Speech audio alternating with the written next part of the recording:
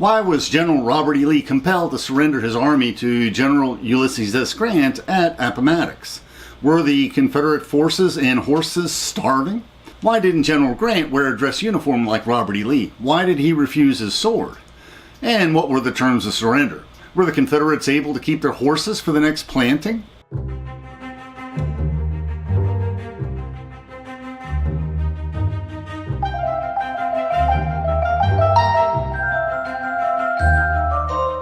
Please, we welcome interesting questions in the comments. Let us learn and reflect together. At the end of our talk, we'll discuss the sources used for this video. Please feel free to follow along in the PowerPoint script we uploaded to SlideShare, which includes illustrations. Our sister blog includes footnotes, and both include our Amazon book links. There were two theaters of war: the Western Theater, where the Union was mostly victorious, gradually winning control over the Mississippi Basin, and the more visible Eastern Theater, centered in Virginia, where the able General Robert E. Lee won notable battles. In addition, the Union won victories in Tennessee and the border states, and the Union Army strengthened its blockade of southern ports, capturing many port cities and coastal areas, in particular New Orleans. The tide of the war decisively turned in favor of the Union on July 3, 1864, when General Grant prevailed in his long siege of Vicksburg, which meant that the Union forces controlled the entire Mississippi River basin, beginning from the captured port of New Orleans, cutting off Louisiana and Texas from the rest of the Confederacy. Following several Confederate victories, General Robert E. Lee took the war to Pennsylvania, hoping to gain recognition for the Confederacy from France and England, knowing that a victory might threaten the capital, Washington, D.C. He ordered the infamous Pickett's Charge, decimating the Confederate infantry, leading to a devastating defeat on the same day as Vicksburg fell. And Gettysburg was the bloodiest battle of the war. Over 50,000 soldiers and many officers and generals lost their lives in 3 days of battle. While the Union forces could replace their losses, the Confederacy could not. After Vicksburg, Abraham Lincoln knew he had finally found a general who could not only deliver victories, but who would relentlessly pursue and grind down the Confederate army until victory was achieved. 6 months after Gettysburg and Vicksburg, General Grant was promoted to lead all the Union armies. Confederate armies were engaged on all fronts. To damage the Confederate supply lines, General Sheridan devastated the farms in the Shenandoah Valley. General Sherman captured Atlanta and devastated the countryside of Georgia in his march to the sea, and then went north to devastate the Carolinas.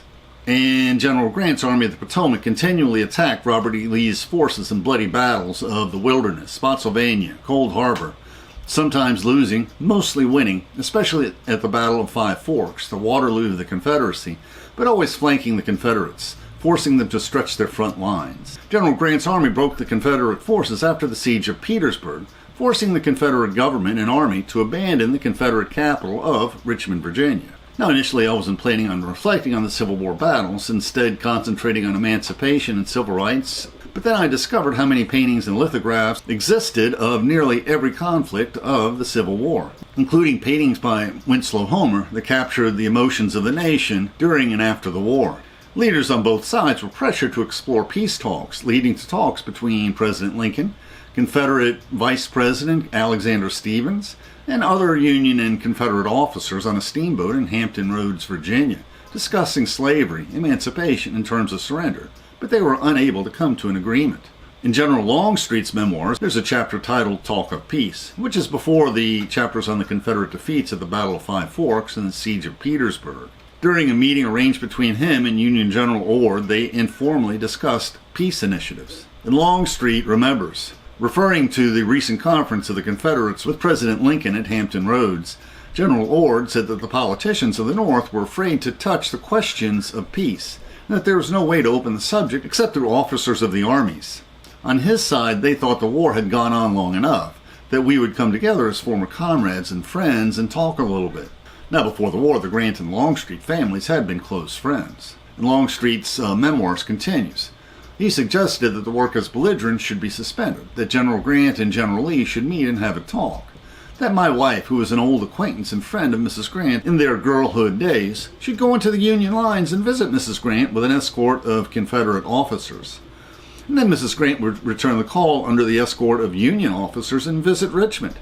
That while General Lee and General Grant were arranging for better feelings between the armies, they could be aided by intercourse between the ladies and officers. What a bizarre proposal for a peace initiative, Civil War wives serving as diplomats. We doubt this was seriously discussed.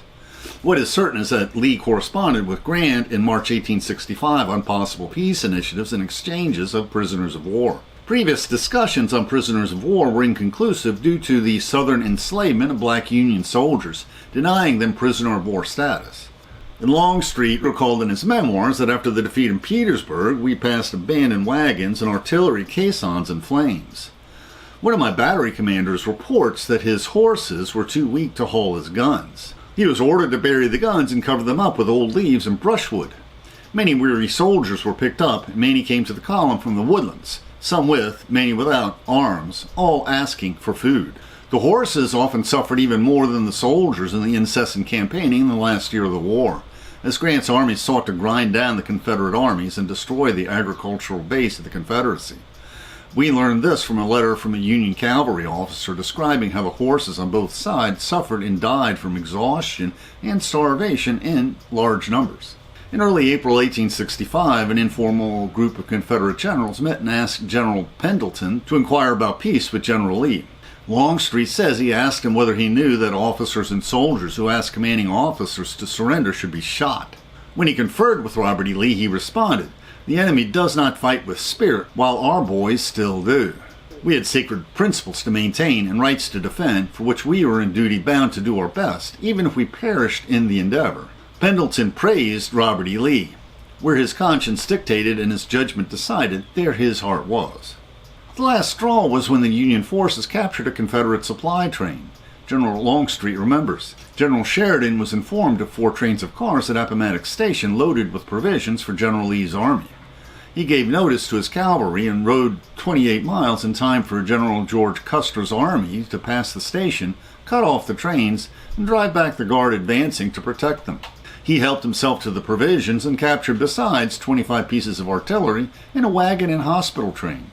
When General James Longstreet informed Robert E. Lee about the wretched condition of the Confederate armies, Lee responded, "There is nothing left me but to go and see General Grant, and I would rather die 1,000 deaths. Is it right to surrender this army? If it is right, then I will take the responsibility." And Grant suggests surrender to Robert E. Lee. On April 7, 1865, after the capture of Richmond, General Grant wrote Robert E. Lee, "The results of the last week must convince you of the hopelessness of further resistance on the part of the Army of Northern Virginia in the struggle. I feel that it is so, and regard it as my duty to shift from myself the responsibility of any further effusion of blood, by asking of you the surrender of that portion of the Confederate States Army known as the Army of Northern Virginia." Notice the courtesy in the official communication. The same day, Robert E. Lee replied, "Though not entertaining the opinion you express on the hopelessness of further resistance on the part of the Army of Northern Virginia, I reciprocate your desire to avoid useless effusion of blood, and therefore, considering your proposition, ask the terms you will offer on condition of its surrender." The next day, Grant advised Lee, "There is but one condition I would insist upon, namely, that the men and officers surrendered shall be disqualified from taking up arms again against the government of the United States." Lee's army was crumbling as many of his soldiers deserted to return home to their Virginia farms. He had planned to replenish his troops at Appomattox, but that supply train had been captured by Custer's cavalry, and his armies were blocked from fleeing west to the Blue Ridge Mountains to continue the fight. Robert E. Lee set up a white flag to halt the fighting, sending Grant a note requesting a meeting near Appomattox Courthouse.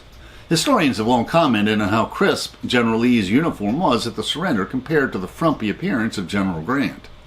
Robert E. Lee was expecting to be arrested and thrown in jail as a prisoner of war and wanted to surrender in a dignified uniform. On the other hand, General Grant thought it would be discourteous to keep Lee waiting, and he could not change into a dress uniform because, in the chaos of war, he had been separated from his headquarters wagon. Grant remembers the day in his memoirs. "When I had left camp that morning, I had not expected to meet with Lee so soon, and consequently was in rough garb. I was without a sword, as I usually was when I was on horseback on the field, and wore a soldier's blouse for a coat, with the shoulder straps of my rank to indicate to the army who I was." And I might add that a general full-dress uniform on a battlefield in those days was a great target. Grant continues, "General Lee was dressed in a full uniform which was entirely new, and was wearing a sword of considerable value, very likely the sword which had been presented by the state of Virginia. At all events, it was an entirely different sword from the one that would ordinarily be worn in the field.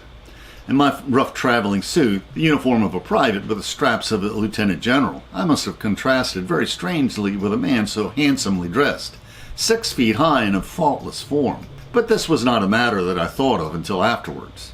Grant speculates in his memoirs. What General Lee's feelings were, I do not know. As he was a man of much dignity, with an impassible face, it was impossible to say whether he felt inwardly glad that the end had finally come, or felt sad over the result and was too manly to show it. Whatever his feelings, they were entirely concealed from my observation, but my feelings, which had been quite jubilant on the receipt of this letter, were sad and depressed. I felt like anything rather than rejoicing at the downfall of a foe who had fought so long and valiantly, and had suffered so much for a cause, though that cause was, I believe, one of the worst for which a people ever fought, and one for which there was the least excuse. I do not question, however, the sincerity of the great mass of those who were opposed to us. Both Lee and Grant had attended West Point and had served under General Winfield Scott in the Mexican War in the 1840s, as had many of the leading officers of both armies. They first engaged in small talk. General Lee said he recalled meeting Grant in that war, though this may have been a courtesy. General Lee then asked what the terms of surrender would be. Robert E. Lee ceremoniously offered his sword, but Grant refused it, as he did not want to risk humiliating him. Grant wrote out the terms, which paroled the Confederates on the condition that they would not take arms against the government of the United States. The arms, artillery, and public property are to be parked and stacked. This will not embrace the sidearms of the officers, nor their private horses or baggage. This done, each officer and man will be allowed to return to their homes, not to be disturbed by the United States authority as long as they observe their paroles and the laws in force where they may reside. In essence, they were not going to hold any prisoners of war. Grant recalls that when General Lee read over that part of the terms about sidearms, horses, and private property of the officers, he remarked, with some feeling, I thought, that this would have a happy effect upon his army. Lee pointed out that some Confederate cavalrymen and artillerists who were not officers also provided their own horses, and if they could modify the terms to take this into account. Grant replied that although he would not modify the formal parole terms, he would instruct that all Confederates would be permitted to keep their horses. In his memoirs, Grant showed compassion for the Confederates. The whole country had been so raided by the two armies that it was doubtful whether they would be able to put in a crop to carry themselves and their families through the next winter without the aid of horses that they were then riding. The United States did not want them, and Lee remarked again that this would have a happy effect. I've never read any explanation for why the officers were permitted to keep their sidearms. Were these sidearms intended to deter horse thieves? Finally, as Grant remembers, General Lee, after all was completed and before taking his leave, remarked that his army was in a very bad condition for want of food, and they were without forage for their horses, and that his men had been living for some days on parched corn exclusively, and that he would have to ask me for rations and forage. And Grant instructed Lee to send his quartermaster to the captured supply trains at Appomattox Station, that he could have all the provisions that he needed. But he answered that even the Federal horses had no fodder or hay. They could only graze on the grass in the fields. And this was true even before Appomattox, as a letter from a Union cavalry officer reveals. The terms were similar to the terms offered to the Confederates surrendering after the siege at Vicksburg. And at both Vicksburg and Appomattox, the Union soldiers were forbidden to celebrate publicly. Grant recalls, when news of surrender first reached our lines, our men commenced firing a salute of 100 guns. I at once set word, however, to have it stopped. The Confederates were now our prisoners, and we did not want to exult over their downfall. In Longstreet's memoirs, he remembered that as General Lee rode back to his army, the officers and soldiers assembled in anxious wait for the loved commander. From a force of habit, a burst of salutations greeted him, but quieted as soon as they arose. They were standing with hats off, heads and hearts bowed down. As Lee passed, they raised their eyes and looked upon him with swimming eyes. Those who could find voice said goodbye. Those who could not speak and were near passed their hands gently over the sides of Traveler, his horse. Lee rode with his hat off, and had sufficient control to fix his eyes on the line between the eyes of Traveler, and looked neither to the right nor to the left until he reached a large white oak tree, where he dismounted to make his last headquarters, and finally talked a little. When asked by Grant whether General Lee could influence the surrender of the other Confederate armies, he said he could not do this without first conferring with the Confederate president, who had already fled south and was incommunicado. Generals Grant and Lee permitted the soldiers on both sides to visit their friends in the opposing armies. But 5 days later, Lincoln is assassinated.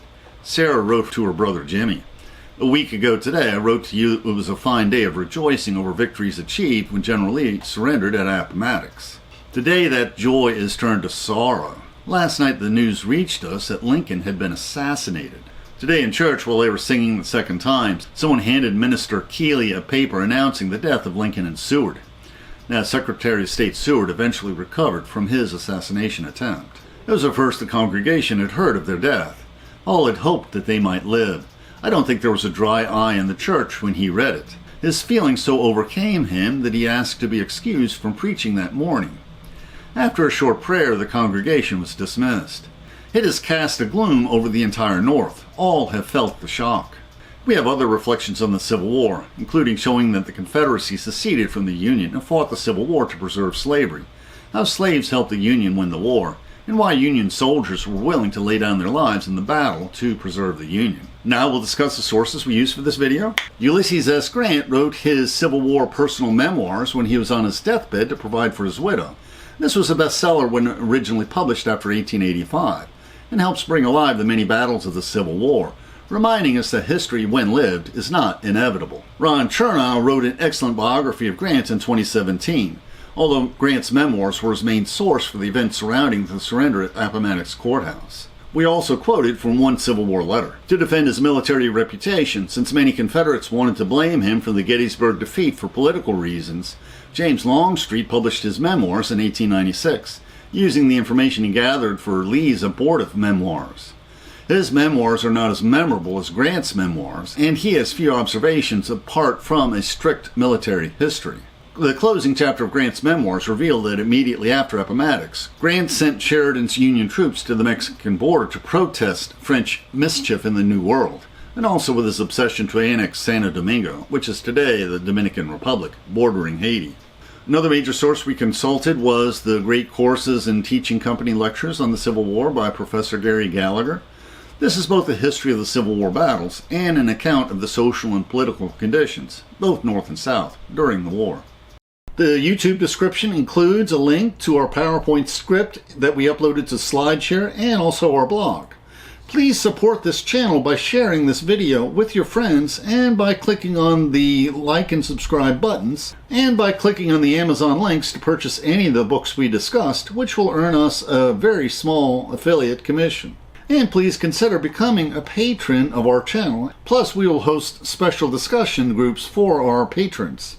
Plus, you can click on the Meetup or small M icon to participate in our online discussions, where we practice our future YouTube scripts.